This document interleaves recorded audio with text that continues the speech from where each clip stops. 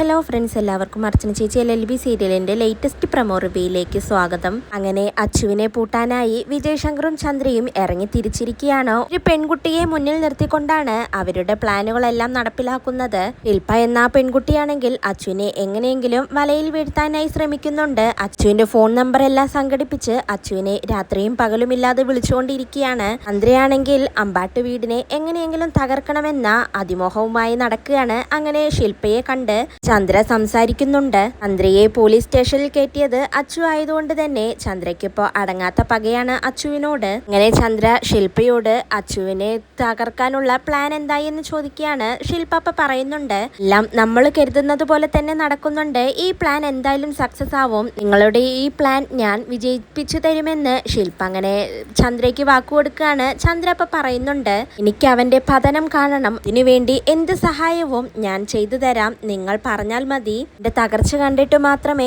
ഇനി ചന്ദ്രയ്ക്ക് വിശ്രമമുള്ളൂ എന്ന് വളരെ ദേഷ്യത്തോടെയും പകയോടും ചന്ദ്ര അങ്ങനെ ശില്പയോട് പറയാണ്. ശില്പയാണെങ്കിൽ വളരെ ആത്മവിശ്വാസത്തോടെ അച്ചുവിനെ തകർക്കാമെന്ന് ഉറപ്പ് കൊടുക്കുകയാണ്. ചന്ദ്രയും ശില്പയുമാണെങ്കിൽ അമ്പലത്തിൽ വെച്ചാണ് കണ്ടുമുട്ടുന്നത്. ഇവരങ്ങനെ സംസാരിച്ച് പോകുമ്പോഴാണ് ചന്ദ്ര അങ്ങനെ ആ ഞെട്ടിക്കുന്ന കാഴ്ച കാണുന്നത്. ജയ്ക്കയും അർച്ചനയും തമ്മിൽ ആ അമ്പലത്തിൽ വെച്ച് തന്നെ സംസാരിച്ചു നിൽക്കുന്നതാണ് ചന്ദ്ര കാണുന്നത്. അവരെ കണ്ട് ചന്ദ്ര പെട്ടെന്ന് തന്നെ മാറി നിൽക്കുകയാണ്. അതുപാലിക്ക് വാശി കയറ്റാനുള്ള ഒരു കാഴ്ച തന്നെയാണ് ചന്ദ്ര അങ്ങനെ കാണുന്നത്. ജയ്ക്കയും അർച്ചനയുമാണെങ്കിൽ വളരെ സന്തോഷത്തോടെ അങ്ങനെ അമ്പലത്തിൽ നിന്ന് സംസാരിക്കുകയാണ്. ജയ്ക്ക് അങ്ങനെ അർച്ചനയോട് പറയുന്നുണ്ട്, രാവിലെ എനിക്കൊരു ആഗ്രഹം തോന്നി എന്നങ്ങനെ ജയ്ക്ക് പറയുമ്പോ അർച്ചന വളരെ ആകാംക്ഷയോട് ചോദിക്കുന്നുണ്ട് അതെന്താണെന്ന്. ജയ്ക്ക് പറയാണ്, എന്തോ ചിന്നുവിനൊരു ഗിഫ്റ്റ് കൊടുക്കാൻ എനിക്ക് തോന്നുന്നു എന്ന്, അവൾക്ക് വേണ്ടി ഒരു ഗിഫ്റ്റ് കൊടുക്കണമെന്ന് ജയ്ക്ക് അങ്ങനെ അർച്ചനയോട് പറയുകയാണ്. ഇത് കേട്ട് അർച്ചനയ്ക്കും ഒരുപാട് സന്തോഷാവുന്നുണ്ട്. അർച്ചന എന്നിട്ട് പറയുന്നുണ്ട്, അതിനെന്താ, ജയ്ക്ക് എപ്പോ വേണമെങ്കിലും അവൾക്ക് ഗിഫ്റ്റ് കൊടുക്കാം. ഞാനിനി അതിനൊരു തടസ്സമാവില്ല.